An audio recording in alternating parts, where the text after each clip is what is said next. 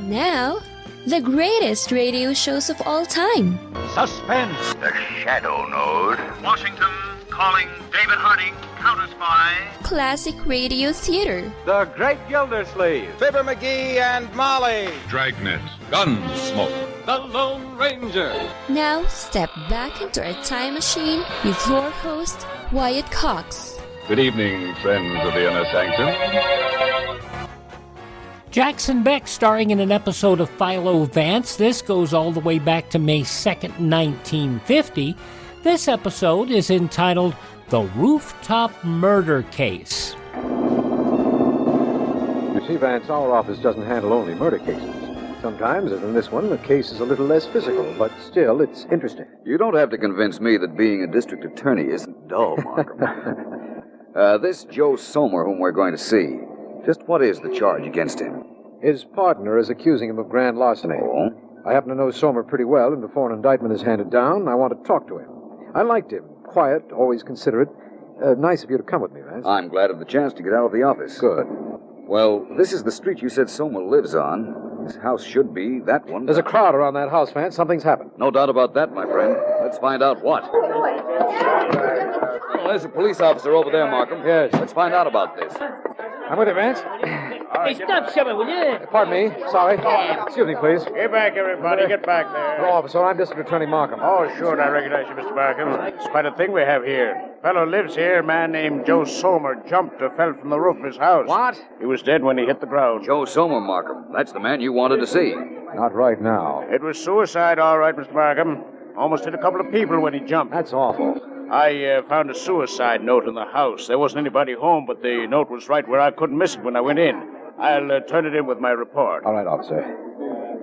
Well, Vance, I promised you a case. All right. It looks like it's over before it even began. That, my friend, is a matter of opinion.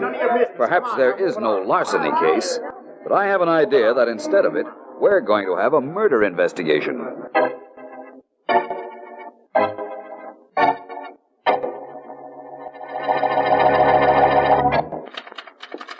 Hi, Miss Henderson.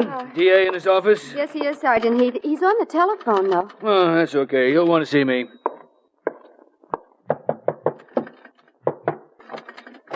No, but I'll let you know as soon as something develops. Bye. Hello, Heath. Hi, DA. Just got a report on that suicide note found at Joe Somer's house. Yes? Completely legitimate, DA. We had our experts check the writing. There's no question but that Joe Somer wrote it. He wrote a suicide note and apparently jumped from the roof of his house. What do you mean, apparently? Well, Philo Vance thought it might be murder. Oh, he did? Yes. That guy thinks everything is murder. I'm waiting for the day when there's a murder case that he'll say is suicide. You'll have a long wait, Heath. Vance doesn't often make mistakes. Ah, everybody makes mistakes, DA. Even I do. Not you, Sergeant Heath. Yeah, me.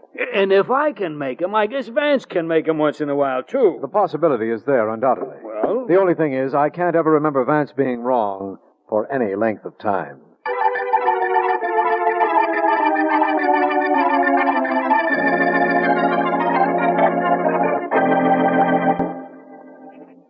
I don't imagine I'll be too long, Mrs. Somer. Thank right. you for letting me use this desk. It's quite all right, Mr. Vance, but just what are you writing? Nothing, really, just scribbling. Are there any more pens in this house? You've tried all of them that I could find, including Joe's fountain pen. What's the big idea? I won't know whether or not it's a big idea until later. Right now, Oh, there's someone at the door. Excuse me. Oh, go right ahead, Mrs. Somer. Please don't let me disturb you. Any more than you have, you mean? Yes? Oh, Mr. Dale. Mrs. Somer, may I come in? Why, yes. Yes, of course. I have company, as you can see. Oh. Philo Vance, the private investigator. Mr. Vance, this is Alfred Dale, my husband's partner. How do you do? Hello, Vance. It took Joe's death to get you over to our house, didn't it, Mr. Dale? Well, Too bad you didn't find time to come here while he was still alive. Mrs. Somer, I assure you, Excuse me, please. Mrs. Somer, I'm finished with those pens. All right. Now, can you tell me what your husband was doing on the roof? I'm trying to find out if he deliberately went up there to commit suicide, or if he got the idea while he was on the roof. He left a note, the papers say. Doesn't that indicate he went up there to jump? Not necessarily. And I believe I was asking Mrs. Somer. Oh, sorry. When I left the house yesterday morning, Vance, I asked Joe to fix the radio aerial on the roof. That might have given him the idea. Yes, it might. May I go up and see the roof? If you like. Wait till I throw a coat over my shoulders and I'll go up with you. Might just as well see the place where poor Joe jumped. Like to come up, Mr. Dale? All right. This way, gentlemen. Up these steps to the second floor, then we go up through the attic to the roof. Lead on. There's a light at the top of these steps. I'll turn it on. You gentlemen might have a little trouble in the attic. There's no light there, and I'm afraid there are a lot of trunks lying around. There are in practically every attic. Go right ahead, gentlemen. I'll turn on this light. After you, Dale. Certainly. Very well. You know, there's something about this procession reminds me of the 3 little Indians. Isn't that 10 little Indians? Not after 7 of them were killed. You're perfectly right, of course. Careful now, it's pretty dark up here. Indeed it is. Just walk straight ahead, Mr. Dale. There are a few steps leading up to the roof. However, Summer. You know, there are times when I... Oh! Sorry, I must have kicked one of your trunks. It can stand it. Find the steps all right, Mr. Dale? Yes, they're right here.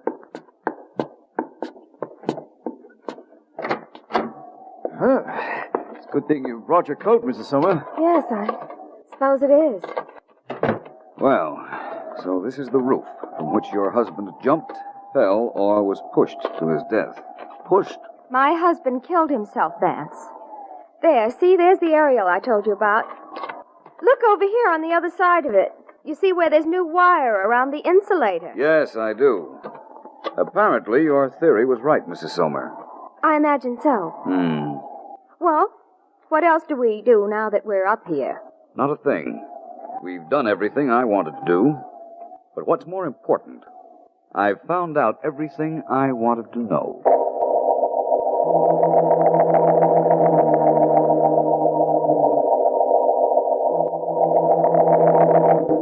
I'm just about to go to bed, Markham, but I thought I'd call you and report what happened today at the Somers house. You know, I'm very anxious to hear. What'd you find out? Well, first of all, I met Joe Somers' partner, Alfred Dale. You did? We went up to the roof. Vance, what's happened? That was a shot. Vance, are you there? What happened? It's all right, Vance, my friend. Good. I'm lying here on the floor, out of reach of any second bullet. Besides, there's no light in the room now. Somebody fired at me from the fire escape and got the lamp instead. But, man, how can you be that calm? Somebody just tried to kill you. Yes, I know. And that means you were right. That Somers' death wasn't suicide, but murder. And the murderer was just close to you. That isn't the only thing the shot meant, Markham. It also meant that I am very close to the murderer.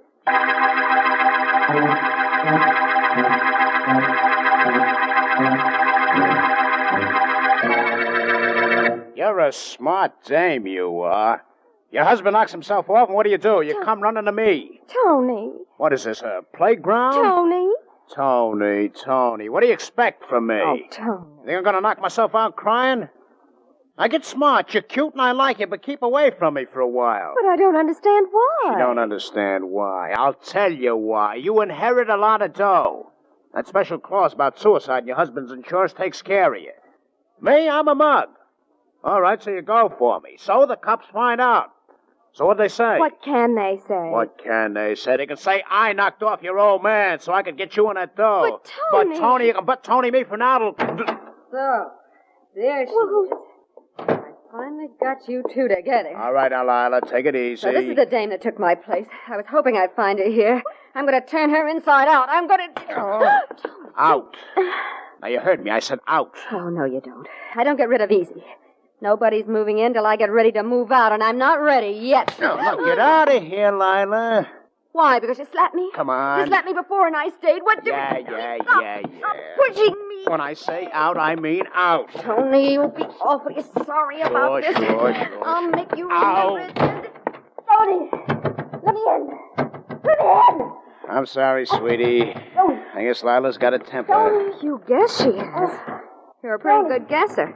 I'd hate to think what that girl would have done to me if you hadn't stopped her. Right now I'm thinking about what she's gonna do to me because I did.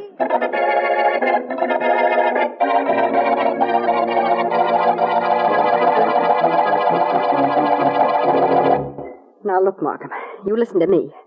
I know what I'm talking about. I don't doubt that, Miss... Just call me Lila. I'm going to hand you the murderer of Joe Somer. Hand him to you right on a silver platter. That's all very well, Lila, except that indications are that Somer committed suicide. He left a note. I don't care what he left. I know a guy who wanted him dead. just fool around with that. Wishing someone were dead rarely is fatal to a victim. Huh? Well, Tony didn't only wish. He gets what he wants. And he wanted Mrs. Somer. Joe Somer was in the way. Tony got rid of him. I don't know how, I just know he did. All right, Lila. Let's concede for a moment that you know he did. How do you prove it? That isn't my job. You're the district attorney, aren't you? I was when I looked last. Oh, very funny. Just a moment. I want to call Philo Vance. I think you'd be better off calling a cop and having him pick up Tony. Up until now, Lila, I've been a pretty good judge of my own welfare, thank you. Hello, Vance speaking. Markham Vance, listen, there seems to be more and more confirmation of your murder theory about Joe Somer. Well, I'm glad to hear it, Markham. Actually, and originally, it wasn't a theory, merely an idea, despite that suicide note. Which has never been explained. But which will be. Good. Now, what's the extra confirmation you called me about? Well, there's a girl in my office. Markham? A girl named Lila, who is the ex-girlfriend of a racketeer named Tony Lester. She's been superseded by... guess who? Mrs. Somer. Oh, now, Vance. Well, it had to be Mrs. Somer, or it wouldn't have had any connection with this case, in which event you wouldn't have called me. Reasonable? Reasonable, understandable, and accurate. That's what it is, Vance. Now, this girl claims Tony is the kind of character who wouldn't let a mere murder stand in the way if he wanted something. How right that is. Please, Lila. What? Nothing, Vance. I wasn't talking to you. Oh. Well, I thought I'd let you know about this development. Well, thank you. Now I'll let you know something. Yes? Despite the suicide note, which I'll explain some other time, I'll repeat that it definitely was murder. And I'll tell you something a little more important. And that is? That I also know who pushed Joe Somer off the roof.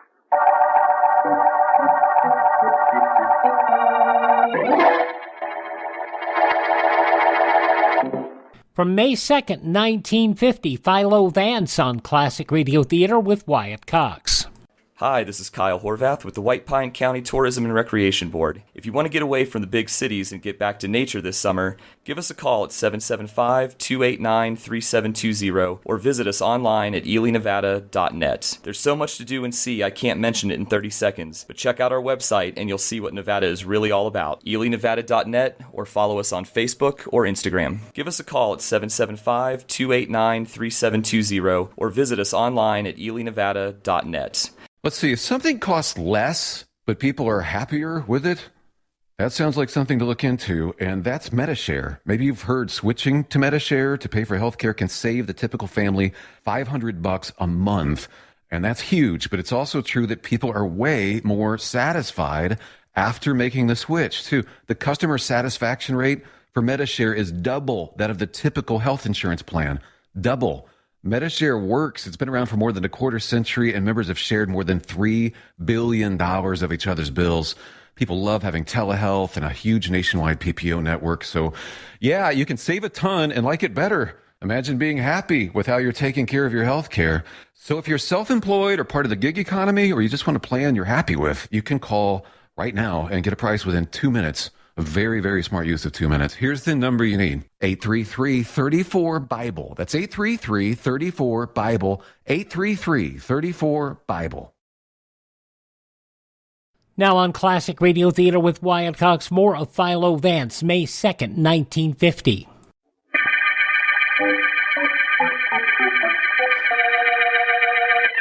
This is District Attorney Markham. The Rooftop Murder Case began with the apparent suicide of Joe Somer. Vance, believing Somer was murdered, has found substantiation of his theory, despite the presence of a bona fide suicide note. Inasmuch as Vance insists it is a murder, I know we have 3 suspects: Tony Lester, a racketeer; Alfred Dale, Somer's partner; and Somer's widow.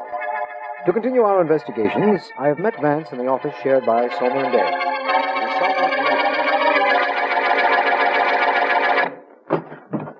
Vance, I found the partnership papers right here in the desk drawer. Vance, you're not listening to me. Oh, yes, I am, my friend. I was just trying out all the office pens. Are you through now? Now, there. You now have my undivided attention. Good. What does the partnership contract say?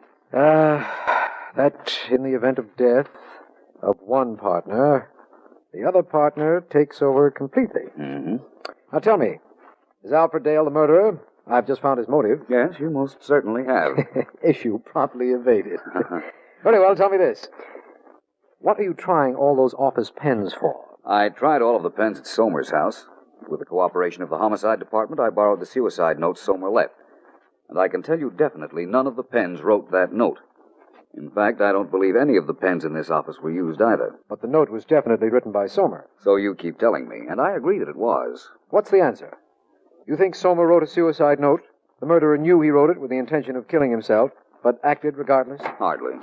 What? Well, what's going on in here? Oh, hello, Mr. Dale.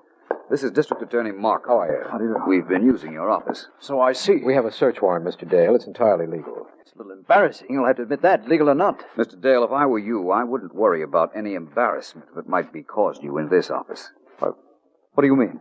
Yesterday, when you and I and Mrs. Somer were on the way to the roof, the attic was very dark. It was that. You were in the lead, but you avoided a trunk that I promptly bumped into. What? Yes, that's true, now that I recall it. Mrs. Somers said you'd never been in that house before, yet you avoided the trunk. Oh, I have very good eyesight. Or a good memory. What do you mean? I just don't want you to resent our being here, that's all. We do have good reason, don't you think? I don't think I have anything to say. That, Mr. Dale, is probably the smartest thing you've said since you came into this room. What does that mean? That I'm due to be arrested any moment on suspicion of murder? I wouldn't say that. Not any moment, Mr. Dale. I want to be very sure of my proof before Mr. Markham makes any arrest in this case. Oh,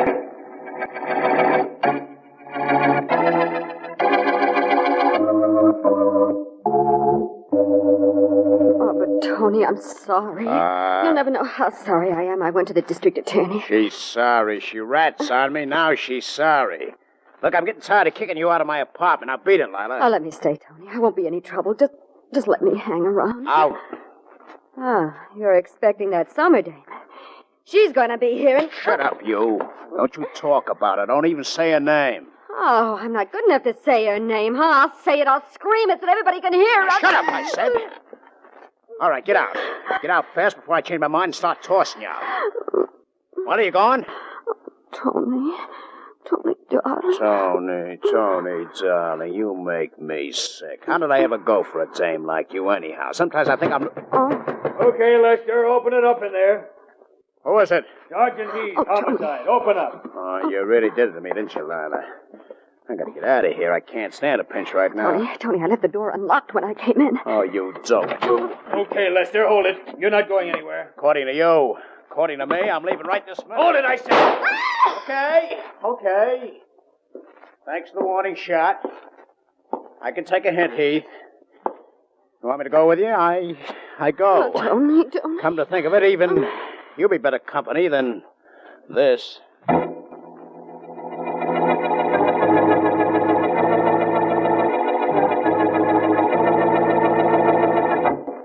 What is it you wanted now, Mr. Vance? All the clippings you have on a man named Joe Somer. I don't imagine there'll be too many. Well, if his name was ever in our paper, we'd have the clips in an envelope. You don't want the stuff on a suicide, do you? No. It's a good thing those clippings haven't been filed yet. T to T-U to S-S-S-E T-S-E-S-U. Oh, here we are. Steely, Sabatsky, Skelly, small. Oh, here we are. Somer, Joe. Here's his envelope, Mr. Vance. He feels kind of thin. Well, I expected that. Now to see what's in it. Mm-hmm. 2 clippings, one dated 5 years ago. A little item about the marriage of Joe Somer and Dorothy Blaine. The other... Interesting, huh? Very. This first clipping is even more revealing, however, in the light of the second one. Listen to this first one. Introduced only 3 months ago at a beach club, Dorothy Blaine and Joe Somer culminated a whirlwind romance in marriage at the home of so-and-so last night. Couple left for a honeymoon in Bermuda. Well, that's not too unusual. In view of this, it is. Listen, here's the second clipping. Joe Somer, local businessman and partner in the firm of Somer and Dale, was taken to Mercy Hospital this morning, suffering from a nervous collapse. Yeah? According to Alfred Dale, only his fortunate earlier arrival at the office prevented his partner's suicide. And that means something, huh? It does to me. But it's going to mean a whole lot more to Alfred Dale.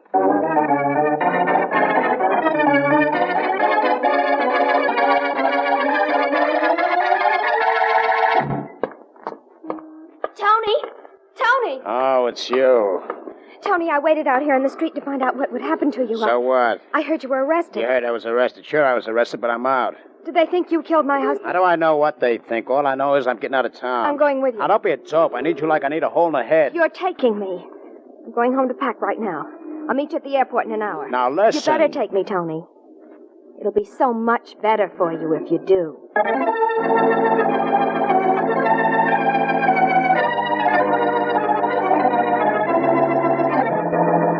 Look, I'm a busy man, Vance. I can't be running around town just because you called me and want me to be somewhere. You won't be bothered very much longer, Mr. Dale. That's good. I wonder why Mrs. Somer doesn't answer her bell. You'd better try it again. Did it ever occur to you that perhaps she isn't home? Did it ever occur to you that this house might be watched? And if she were at home, that man across the street, who happens to be Sergeant Heath of the Homicide Department, would have told me. But still, Mr. Vance. Yes, and Mr. Dale, your husband's partner. You two remember each other, of course. Naturally. We're coming in, Mrs. Somer. Yes, of course. I really don't know what I'm doing here, Mrs. Somer. I don't either. What is it you want, Vance? We want to go into the living room, for one thing. We'll talk out here if you don't mind. Oh, but I do. Well, what's that I see in the living room? A trunk. Going somewhere, Mrs. Somer? come in, gentlemen. Yes, I was going somewhere. I was leaving town. Any objections, Vance? Definitely. Mrs. Somer, do you own a gun? Of course not. What kind of a question is that? Figure it out. You see, the person who killed your husband fired a shot at me the other night. You're convinced that someone killed my husband? Yes. That he didn't commit suicide? That's right. And the conclusion of Philo Vance, starring Jackson Beck, from May 2nd, 1950, follows some important words. Thank you so much for tuning in to Classic Radio Theater with Wyatt Cox on your favorite station. No offense, but are you a little fat when you look in the mirror? How would you like to learn the secrets to lose 3 to 5 pounds a week easily without joining the gym or going through any crazy diets? It's called Body Sculpt by Med Diet. For the last 2 decades, we've been helping people just like you that have pounds they want to shed. We've helped millions of people lose thousands and thousands of pounds over the years. And now it's your turn.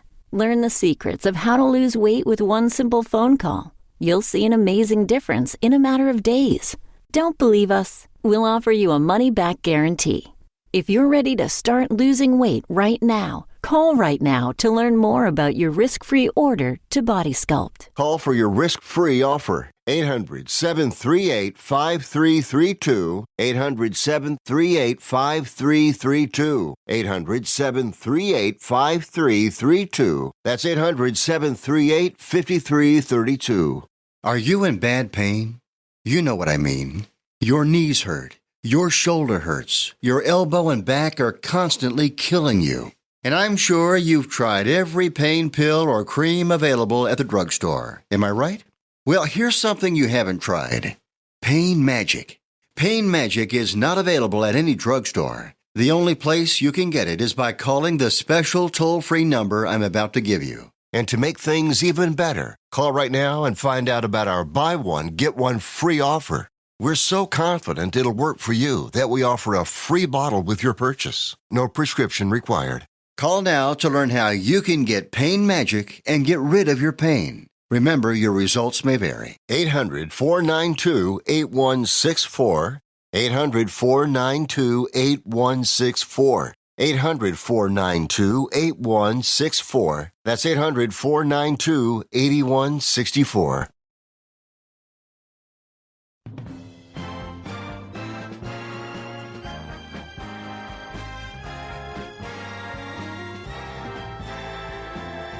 Now on Classic Radio Theater with Wyatt Cox, the conclusion of Philo Vance, starring Jackson Beck, May 2nd, 1950. Dale, do you own a gun? Why, Oh, come now. It'll probably be on record if you do.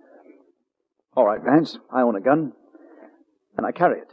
I'll take it if you don't mind. You are? Thank you. Pardon my back a moment, Mrs. Somer. Sure.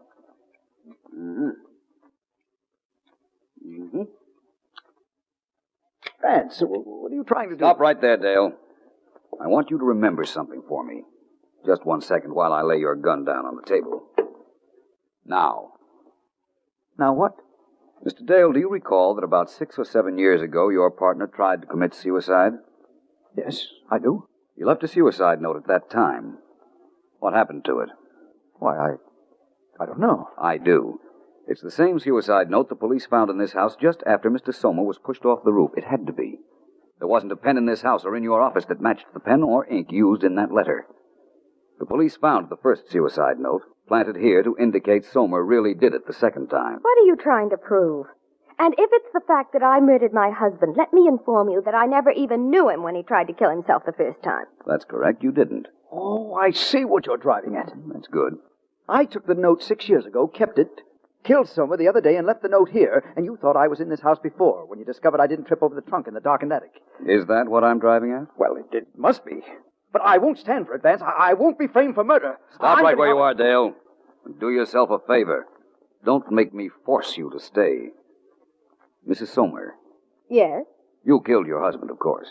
So you say. So I say, and so I can prove. And you know I'm not bluffing, don't you? You knew you gave yourself away up on the roof the other day. That's the reason you tried to kill me in my apartment. Yes. I know you're not bluffing. I realize what I did. And I realize that I've got to kill you now.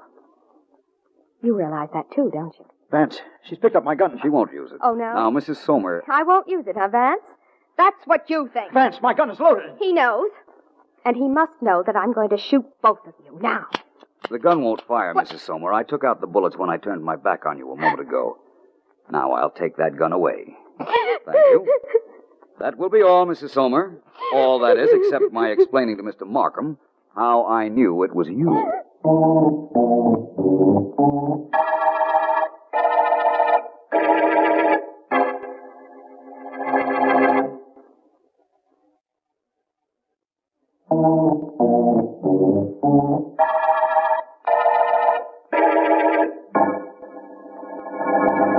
Well, Vance, I guess there isn't anything more to tell in this case except the most important thing of all. How did you know it was Mrs. Sommer? First of all, we know from her confession that she found her husband's old suicide note. Vance, please, how did you know she was the murderer? Well, Markham, she claimed she was not at home when her husband allegedly jumped to his death. Yes? She said he went up to the roof to fix a radio aerial. And that's what gave him the idea to come down, write the suicide note, then go back and jump. That was her story. She said she hadn't been on the roof after her husband was killed until she went up with Dale and me. Yet she knew the aerial was broken. Well, she could have known that without going up there, Markham. A wire dangling, bad reception if a radio set were in good order, a number of ways. There was one thing she couldn't know, though. What was that? How it had been fixed. She walked right over to the spot where a new wire had been wound around the insulator. Yes? Now, the only way she could have known that was if she had been there when her husband was fixing it, or, of course, immediately after, which wasn't likely. It couldn't have been immediately after, Vance. She had to leave the house after pushing him off the roof. She probably left by a back exit, went shopping, and returned in time to hear the bad news. Undoubtedly. When she walked to the aerial, she knew she'd made a mistake. But she wasn't sure that I knew what she had done. Oh? She tried to kill me so as to be on the safe side. But then, when I let her alone for a while, she thought perhaps I hadn't noticed her error, and she didn't try to kill me again. Yes. I let her alone, as you must realize, because I wanted to be absolutely sure about her. I know that. Her motive was money. Money and her love for Tony Lester. Vance, one thing has always puzzled me about this case. You never knew Joe Sommer. All you saw was his covered body the day we went up to his house. Yet, you didn't believe it was suicide even then. Why? Something you said, Markham. Something I said? Something you and the police officer said, rather. You told me how considerate a man Joe Sommer was as we were driving over to see him. Yes, that's right. The policeman said that Sommer narrowly escaped hitting some people who were walking in front of his house when he jumped. Oh, I see what you mean. A considerate man would have made sure he wasn't going to injure anyone else, even though he had decided to do away with himself. That's right. Of course, I wasn't sure, but subsequent events convinced me I was right. All I can say is that fortunately for us, we had you to get to the bottom of this murder. Thank you, but that's completely unimportant. The only thing that matters is that when we reached the bottom of the murder, we reached the end of the Rooftop Murder Case.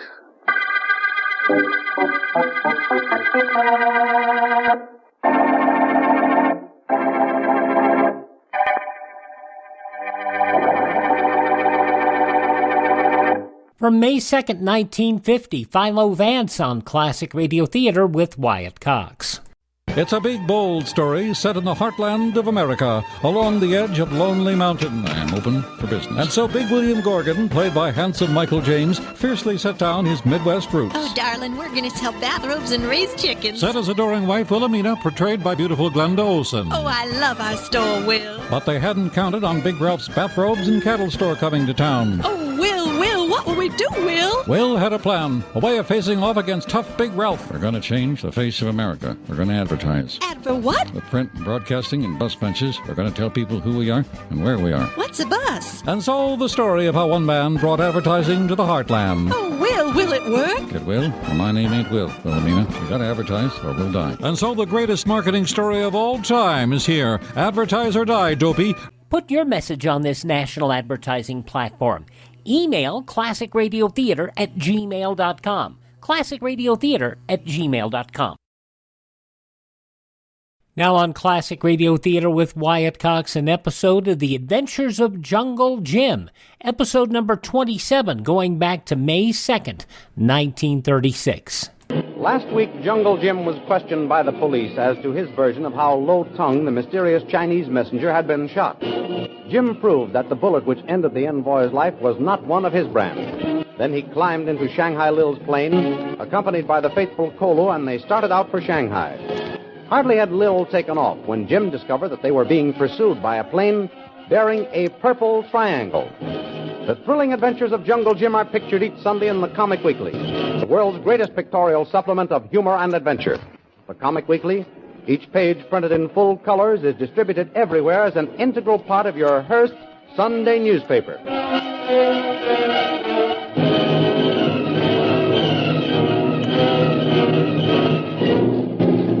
And now we continue our story. Lily DeVrille's powerful plane zooms on in an attempt to elude the mysterious pursuer. Jim keeps Shanghai Lil informed as to its position by means of the telephone system in the plane. That plane is still following us, Lil. Good heavens, the purple triangle. We've got to get away from it. Keep your eye on that plane, Kolo. I'm going to try to find out what this is all about. Yes, Antoine, Jim. Kolo, look, see. Lil. Yes, Jim? What's this purple triangle business? The purple triangle is the insignia of your enemies. My enemies? Why, I don't even know who's behind all this. They know all about you, Jim. Yeah, it looks that way. Here, Wagam, almost here, Antoine, Jim. Huh? Well, so it is. Lil, they're catching up to us. I'll give this crate all she'll stand. That plane must never overtake us. Why? Why all this mystery business, Lil? It's no mystery to me. I know who sent that plane after us. For heaven's sake, Lil, don't keep me in suspense any longer. Tell me what this is all about. Where's the plane now? Just about the same position. What do they want? They want to keep us from getting to Shanghai. Why? What's it to them? One, Jim. Look. What's the matter, Kolo? One in air Wagam, yellow Twan. What? By Jove, Chinese! I say, Lil, the fellows in that plane back there are Chinese. Yes, of course they are. Well, I don't get this. A Chinese come from Shanghai to get me to go there, and now a couple of his own countrymen are trying to stop me from going. It's very simple, Jim. Yeah, so's everything when you understand it. I don't know that coming up in this plane with you was such a good idea. It begins to look as though I would have been better off taking the next boat. Oh, believe me, Jim, this is the best way to get to Shanghai. We'll get away from the purple triangle plane, all right? I'll believe that when we lose sight of them, Lil. Well, here's where we lose them.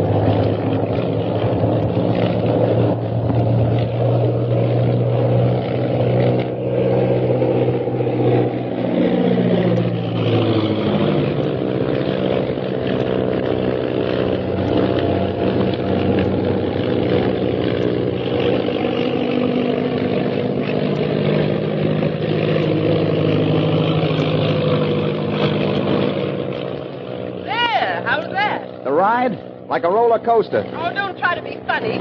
I mean, how's that for getting away? Oh. Well, I don't see the yellow boys back there. I guess you did the trick. Good. Now everything is all right. One, Jim. Air Wagam over there. Doggone, so it is. Lil, those devils must have stuck to us like a burr.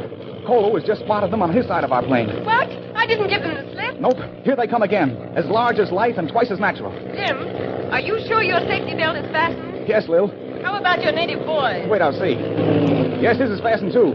Why all the interest in our safety belts? Hang on. I'm going to try to sound our plane out of the reach of those purple triangle men.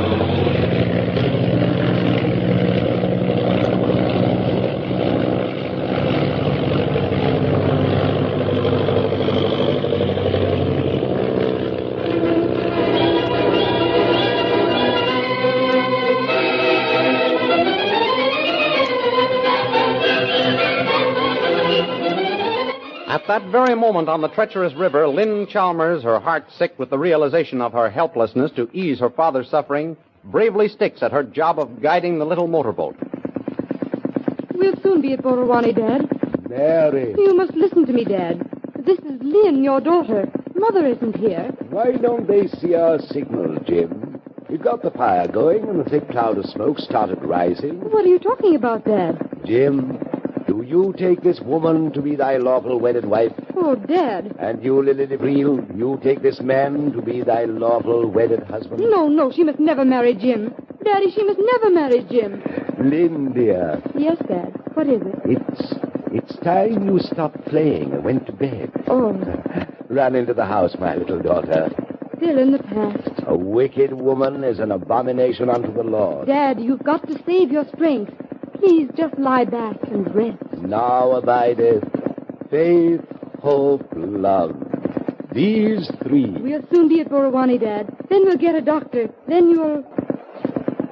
What's the matter with the engine, Dad? You killed that man, Lily DeVril, and society demanded payment. Dad, listen to me. What's the matter with the engine? What am I to do with it? I tell you, Jim, we need more men like you here in the jungle. Please, Dad, please. You've got to hear me. What's wrong with the engine? Listen. Can't you hear it, Dad? What am I going to do if it stops? Oh, Dad, what shall I do now? Daddy, can't you hear me? Can't you see me here beside you? This is Lynn, your daughter. Blessed is everyone that feareth the Lord and walketh in his ways. Poor dear Daddy. If only I could make you understand.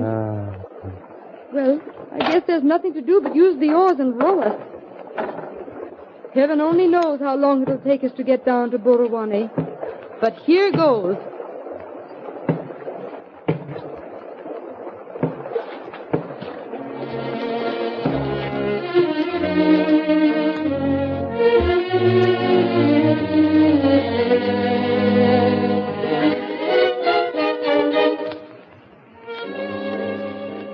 Some hours later, we find Patrick O'Shaughnessy Flynn sitting on the porch of his cafe talking to Bill Wyman, the hotel manager.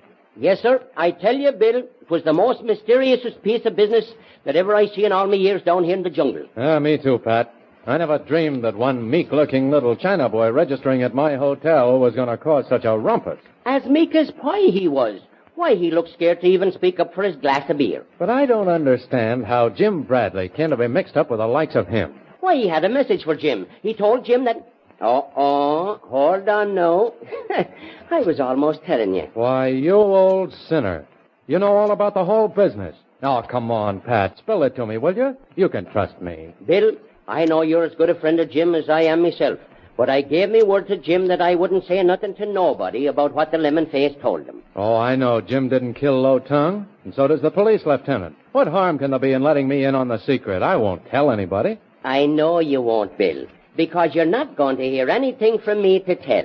Well, I can guess what the message was. Can you now? Guess away, then. And if I guess right, will you tell me that I have? You don't think it likely now? Well, all right. But I'll bet it's the reason why Jim left so suddenly for Shanghai with that Lily DeVril woman. Who told you? I was right. You ought to see your face, Pat. It's telling me I'm right. I ain't one to lie about the truth. That I ain't, Bill. You've guessed part of the secret. Jim has gone away because of the message of Low Tongue. But for the love of all the saints, don't breathe a word of it to a living soul. Oh, of course I won't, Pat. Jim Bradley is too good a friend of mine for me to open my mouth. But for Jim to go skiting off with that Shanghai Lil, that certainly tops everything. I was upset about that myself, Bill. But Jim seemed satisfied to take the chance with her. And he took Colo along with him as watchdog. Betwixt the two of them, they ought to be able to handle her. Tell me, who was in that second plane? Second plane? Sure.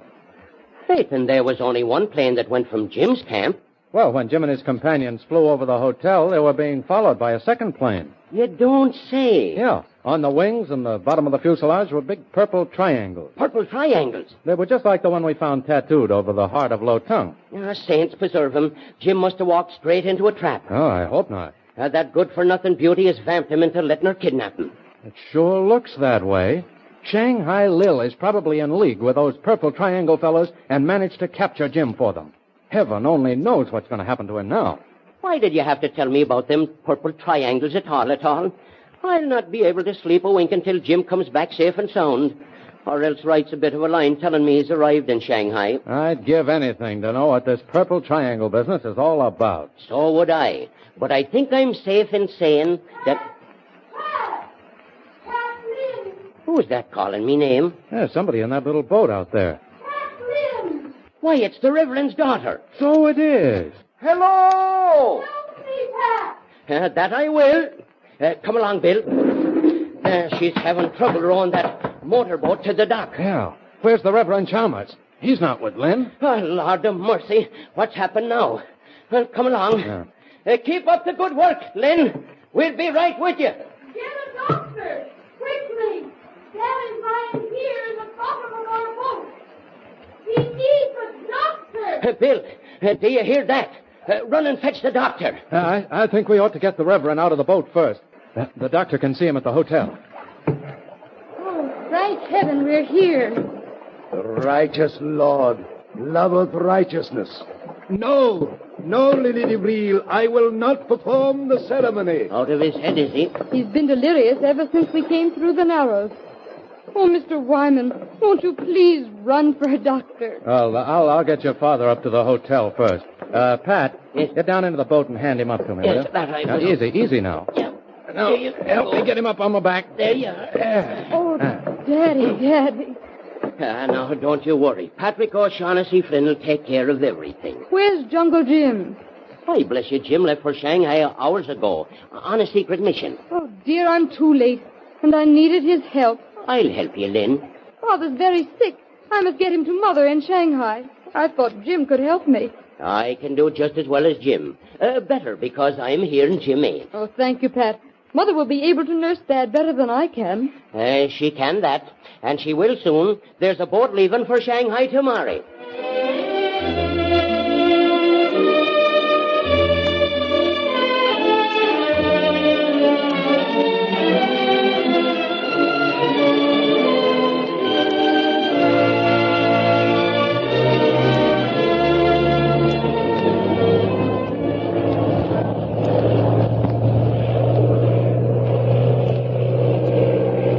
Meanwhile, Shanghai Lil continues her attempt to escape her pursuer by stunting her plane.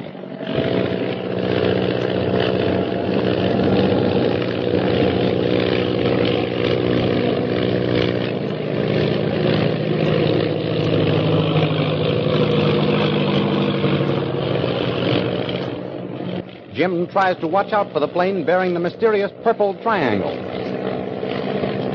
Have we lost them, Jim? I can't see them now, Lil. Go on, Jim. Here, Wagum, come. Look.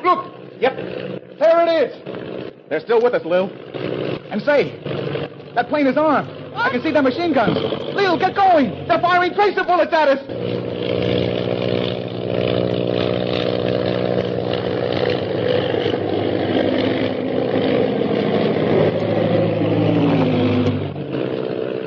Suddenly, Shanghai Lil's plane rocks crazily and goes into a spin, dropping swiftly toward the ocean below.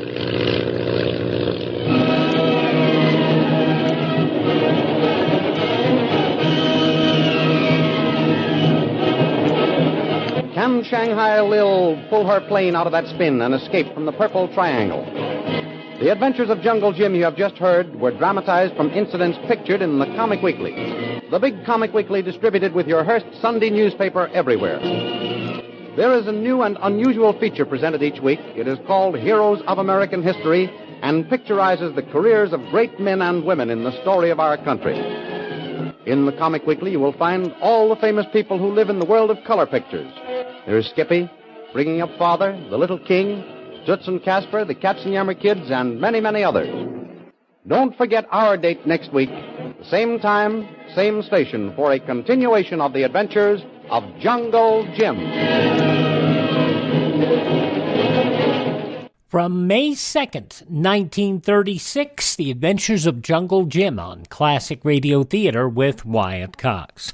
Please do me a favor and thank this radio station and support their advertisers. It is their kindness and courtesy that allows us to be with you each and every time we're here on your favorite station. Also, if you miss a day on this station, you do not have to miss a single show. You can always hear our shows on demand through iHeartRadio or Spotify or Spreaker or TuneIn or Apple Podcast or Google Podcast, Amazon, or even through Facebook. All you have to do is search for Classic Radio Theater with Wyatt Cox. That's Classic Radio Theater with Wyatt Cox. You can also get our Facebook and Twitter links at classicradio.stream, where you can stream our shows on demand, learn more about classic radio collecting. You can even contact me there, classicradio.stream. Have yourself a great day. Thank you for tuning in. Please tell all your friends the great radio shows are right here at this spot on the dial. Classic Radio Theater with Wyatt Cox on your favorite station.